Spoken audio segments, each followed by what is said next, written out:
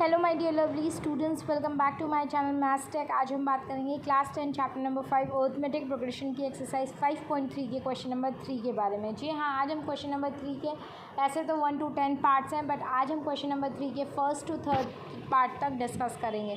तो अगर अभी तक आप मेरे चैनल पर नए हैं और आपने अभी इससे पहले की वीडियोस नहीं वॉच की है, और ख़ास तौर पे एक्सरसाइज 5.3 की इंट्रोडक्शन वीडियो जिसमें लिखा हुआ है sum of and terms of an AP how we can find it out, so please उसको ज़रूर वॉच कर लीजिएगा, क्योंकि वो वीडियो बहुत ही इंपॉर्टेंट है और उसी पे बेस हमारी एक्सरसाइज 5.3 है। सो प्लीज़ अगर आपको वीडियो ज़रा भी हेल्पफुल और यूज़फुल लगती है तो प्लीज़ मेरे चैनल को लाइक शेयर एंड सब्सक्राइब करना मत भूलिएगा। साथ ही साथ आप बेल आइकन को प्रेस कर सकते हैं, जिससे आगे आने वाले वीडियोज़ के नोटिफिकेशन मिलते रहे। तो आइए स्टार्ट करते हैं exercise 5.3 question number 3। In an AP, जो भी दिया हुआ है एक एपी के ही का दिया हुआ है, ठीक है। सो हमें ये नहीं सोचना है कि एपी होगा कि नहीं होगा। इन एन एपी, एक एपी में फर्स्ट पार्ट में दिया है गिवन ए की value 5, D is equal to 3, a n मतलब last term is equal to 50, we have to find n and S n, मतलब हमें नंबर ऑफ टर्म्स फाइंड करना है और sum of n terms of an AP. मतलब a दिया हुआ है 5, हम लिखेंगे given A is equal to 5, D is equal to 3 and A N is equal to 50। जब ये सारी चीज़ें दी हैं तो हम ए एन का फॉर्मूला लगा के यू एन की वैल्यू फाइंड आउट कर सकते हैं। तो हम A N is equal to A plus N minus 1 into D लिखेंगे, which is equal to 50 is equal to 5 plus N minus 1 into 3।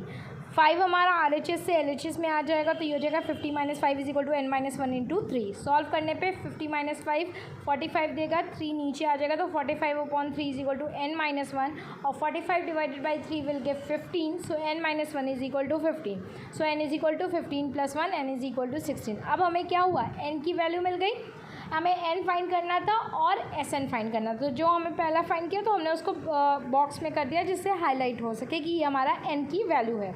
Now we have to find S N, so S N is equal to N by 2 2a plus N minus 1 into D. ये इस फॉर्मूले को लगाएंगे। सो N क्या है 16, तो S 16 is equal to 16 by 2 2 into 5 plus 16 minus 1 into 3। Solve करने पे आएगा S 16 is equal to 16 by 2 हो गया हमारा 8, और 2 5 हो गया 10, प्लस 16 माइनस 1 हो गया 15 into 3। So S 16 is equal to 8 10 plus 15 into 3। 15 into 3 होता है 45, so S 16 is equal to 8 into 10 plus 45। 10 plus 45 हो जाएगा हमारा 55, so S 16 is equal to 8 into 5 and S 16 is equal to 440। तो हमें फर्स्ट वाले पार्ट में क्या निकालना था, एन निकालना था और एस एन निकालना था। तो हमें एन मिला 16 और एस एन मिला 440। अब मूव करते हैं सेकेंड पार्ट में। Given A is equal to 7, A 13 is equal to 35, we have to find D and S 13। मतलब ए की वैल्यू 7 दी हुई है, ए 13 मतलब 13 टर्म दिया हुआ है 35, डी हमें निकालना है और एस 13। तो ए 13 मतलब एन की वैल्यू 13 हो गई, एस 13 में भी एन निकालना है 13, तो एन हो गया हमें 13। तो हमें हमारे पास है given A is equal to 7, N is equal to 13, A N which is equal to last term is equal to 35। तो हमें निकालना क्या है, we have to find we have to find D. तो हम A N is equal to A plus N minus 1 into D का formula use करेंगे। 35 is equal to 7 plus 13 minus 1 into D.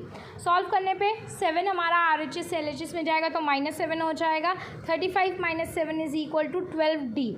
So 35 minus 7 will give 28, so 12d is equal to 28, d is equal to 28 by 12, d is equal to 7 by 3। तो हमें d की value 7 by 3 मिल गई। अब हमें निकालना है s 13।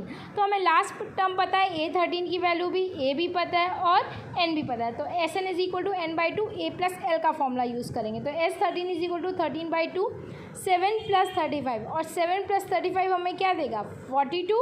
सो हम इसको कैसे लिखेंगे, we will write like this that s 13 is equal to 13 by 2 into, ये हो जाएगा हमारा क्या 7 plus 35 will give 42। So 42 will be जब हम सॉल्व करेंगे 2 इंटू 42, तो ये देगा 21। So S 13 is equal to 13 into 21, और एस 13 की वैल्यू क्या आ जाएगी 13 इंटू 21 विल बी 273। तो हमें इसमें डी निकालना था, डी हमें मिल गया, और एस 13 निकालना था, एस 13 हमें मिल गया। सो जो दिया है उसको लेके चलना है, और हमारे पास इस एपी चैप्टर में 2 या 3 ही फॉर्मूले इंपॉर्टेंट है, ए एन का और एस एन का। बस हमें एस एन के 2 फॉर्मूले और ए एन का 1 फॉर्मूला बस उन्हीं फॉर्मूले को बेस हमारी ये पूरा चैप्टर है और हमें अच्छे से करना है। फॉर्मूले में पुट किया वैल्यू और हमें जो वैल्यू फाइंड करनी है वो मिल जाएगी। नाउ थर्ड पार्ट है गिवन A12, यहाँ पे A12 दिया है 37, D दिया है 3, हमें A और S12 निकालना है। मतलब A12 मतलब N की वैल्यू हो गई 12, A12 37 दिया है, D 3 दिया है। तो A12 का मतलब क्या होता है, A + 11D which is equal to 37 और A + 11 इंटू D की वैल्यू 3 है तो 3 इज़ इक्वल टू 37। तो 11 इंटू 3 क्या हो जाएगा 33। So A + 33 is equal to 37, A is equal to 37 minus 33 that will give A is equal to 4। तो हमें A की वैल्यू फाइंड करनी थी, हमें A की वैल्यू मिल गई 4। Now what we have to find, we have to find S12।